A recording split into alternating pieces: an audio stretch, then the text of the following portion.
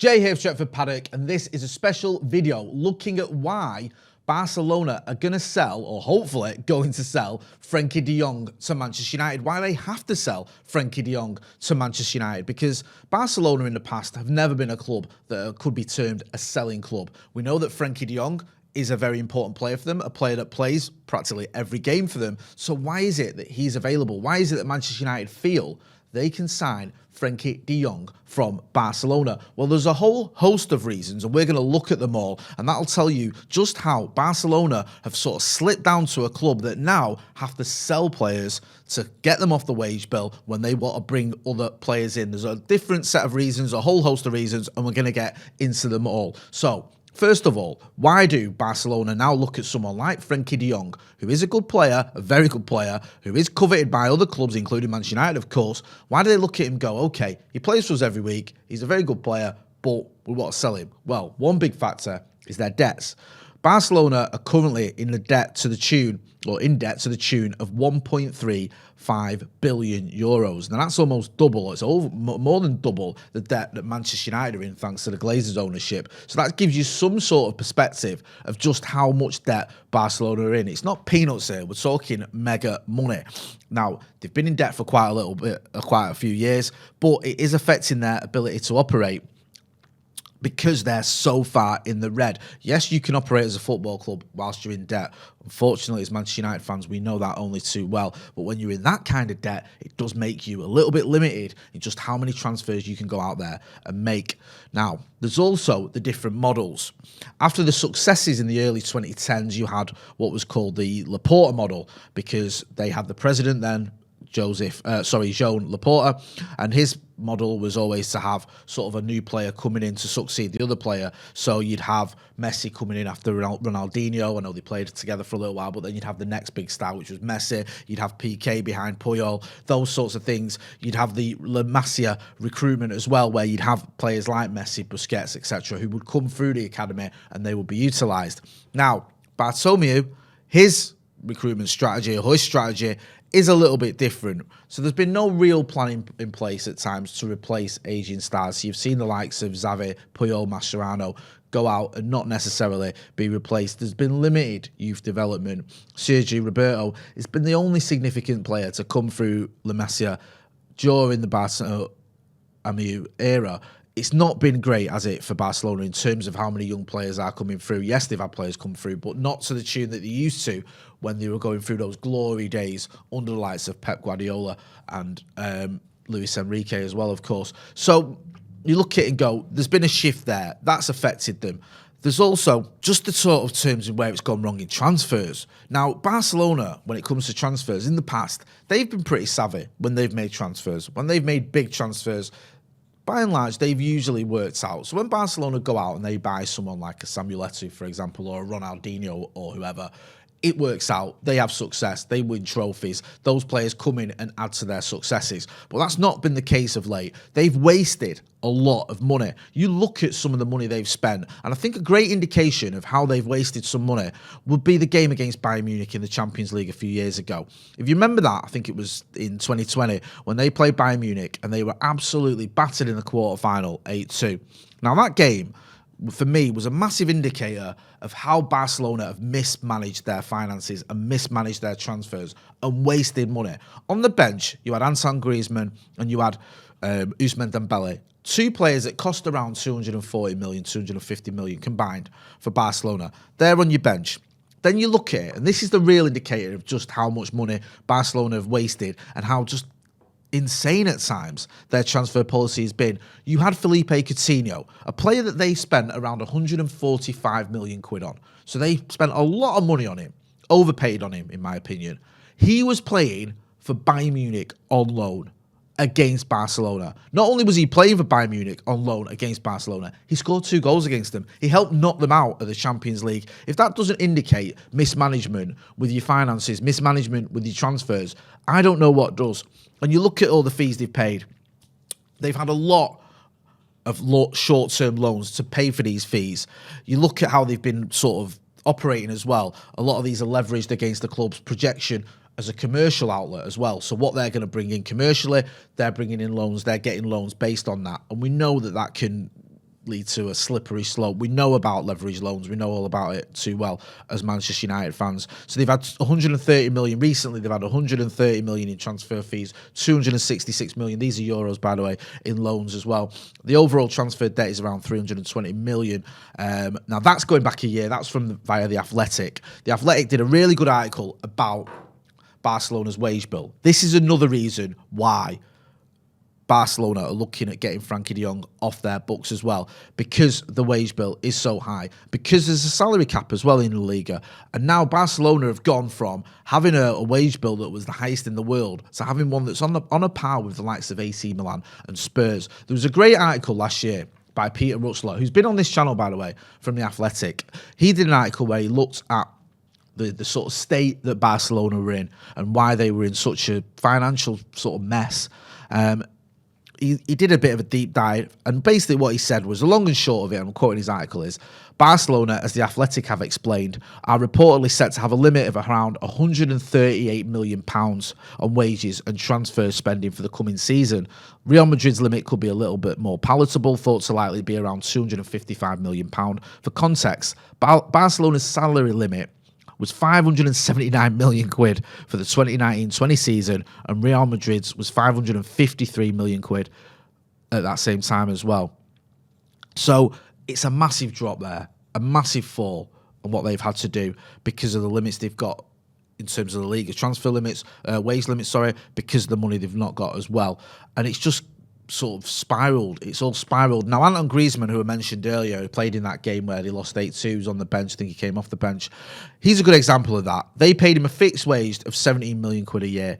Now, that was set to increase 1 million each year of his contract until 21 million a year. He got 5 million euros. These are all euros, by the way. Signing bonus. Loyalty bonuses of up to 20 million, although that wasn't achieved or paid.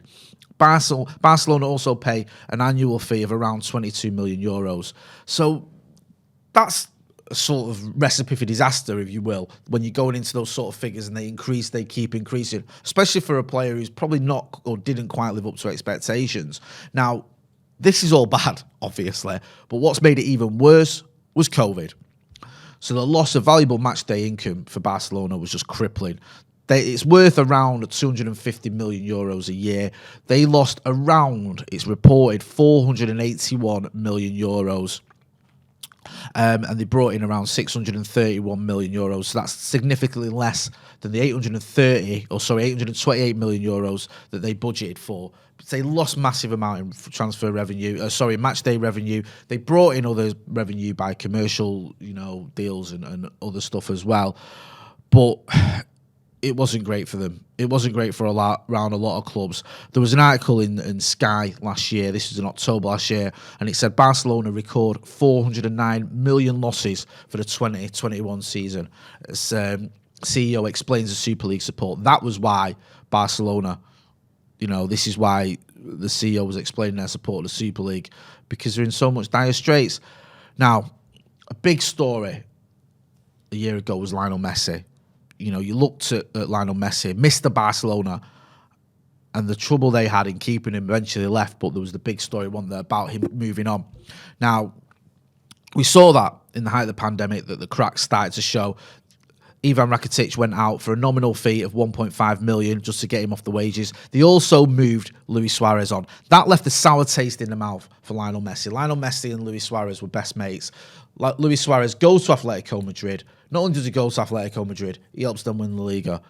I mean, that just shows what was going on at Barcelona. You've got a player who's still very effective, scores loads of goals. He's best friends with your star player as well. Doesn't want to go, but he's moved on. And not only has he moved on to a club that then go and win La Liga. It just shows you what a state Barcelona were in at the time. Now, around that time as well, Messi was earning an astronomical 71 million euros a year at Barca. Now, his contract expired in 2021. We know what happened. He went to Paris Saint-Germain. The club intended to re-sign him. They wanted to keep Messi, but despite negotiating a contract that fit into their wage structure, further reductions to the salary cap meant that it was no longer viable. So he left. They were unable to reach an agreement. So even when they want to keep a player, even when they actively want to keep someone, as they did with Lionel Messi, it doesn't always work out. It isn't always feasible. And he went on to Paris Saint-Germain. Didn't quite work out for him at Paris Saint-Germain, to be honest with you.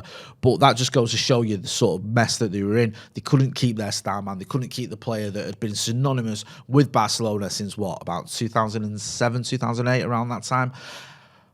Now it comes to Frenkie De Jong. So you look at it, you can break it down into two parts. Why Barcelona have to sell? And those are the problems that I've listed: the salary cap, the debts they're in, the money they've wasted, how far they've fallen as well behind other teams. You look at it, Real Madrid have just gone out and won not only the Liga, but a 14th Champions League as well. That's got to leave a sour taste in the mouth for Barcelona fans. So why do they have to sell him? Those reasons, but there's also the situation of why Frenkie De Jong specifically. Now, we spoke to Semra Hunter the other day, who's from La Liga TV. If you've not seen that video, go and check it out. And she mentioned about Frenkie De Jong for Barcelona, and she said he'd been decent. He'd been decent, she said. Now, when I say decent, I mean good, very good. Decent, oh yeah, that looks decent, that. I don't think she meant that. I think she meant he'd been okay. Not set the world alight, just done okay. And that's probably part of the problem there. Barcelona, they've a deal agreed. The situation at Barcelona, is much the same as it was last year. The club has agreed deals with players like Frank Kessie, Andreas Christensen, but they can't register those players with the Liga due to league's wage restrictions. So they've got these wage restrictions in. Now, you look at De Jong, and he offers Barcelona a bit of relief there, both in financial terms, in terms of the transfer fee, because he's valued at around 63 million quid. That's a big chunk of money. That'd help Barcelona get some of these deals over the line. And there's also his wages. His wages are around £16 million, or 60 million euros, a year. They get him off the wage bill. That helps them massively. Now, it's worth remembering that there's been a recent tweet as well by Fabrizio Romano saying that Barcelona are in for Robert Lewandowski. He's going to be on big money. They want to bring him in. Apparently Bayern are willing to let him go. He's willing to come. It's all, it can happen. But if they want to bring in him on big money, that's more wages. That's more money they've got to find for wages. That's more wages going in towards that cap. It's going to be very difficult. Excuse me. De Jong wants to stay at Barcelona. Xavi has openly stated he'd like to keep De Jong, and Barca have a number of valuable players that could be moved on. But you look at De Jong and what sets him apart from the other sort of top players, the likes of Pedri, the likes of Gavi, Ansu Fati, etc., is that he's not a La Masia graduate as well. So there's that sort of ingrained connection to the club that some of the other players have got. A sort of core principle of Laporta's model of success is the utilisation of talent from La Masia. It defines the cultural sort of structure at Manchester United, at Barcelona, similar to how we've got this thing about our academy and it's in our DNA and all that sort of stuff. You could look at it and say there's a similar thing there with Barcelona. So are they looking at Frenkie De Jong a little bit differently than they are some of their other players? The other players they've got, you look at the likes of Ronaldo Raggio, Ferran Torres. They've committed to their future to the club. And, Torres, for example, only came in recently anyway, didn't he? They're also working on extending the contracts of Ousmane Dembele. Dembele, who cost a lot of money. Again, he's a symptom of what's been going on at Barcelona. Cost them all that money. Has he lived up to expectations? Not really. I think, you look at his goal-scoring record. I mean, even when he was at Dortmund, it was okay. It wasn't that great. He's come in. He's been absolutely plagued by injuries, although this season he has had a more productive season, at least in terms of appearances and in terms of assists and stuff. But I don't think he's been anywhere near a £120 million player, which I think is the fee leads up to for what they paid for him.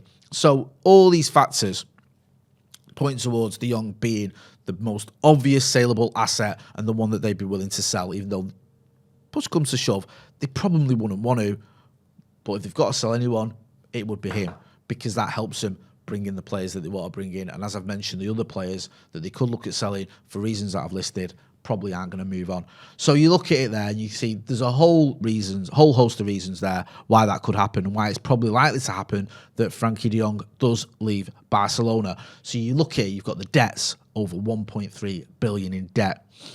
You've got the the transition of the team from a more traditional marquee signing model as opposed to Laporte's youth-based succession model. They like to bring in players. They like to sign these big-name players. They can't keep doing that unless they start getting players off the book. They've got the transfer fees and the wages that they've been spending, wasting a lot of the time as well. That's not helped them. That's sort of led them down this path that they've gone down as well. You've got COVID and how that affected them as well. And you've got the wage cap. That wage cap is massive. So the wage cap keeps plummeting in line with Barcelona's earnings. At one point in 2019-2020, the wage cap was around 671 million euros a year. 2020 to 21, it was down to 347 million euros a year.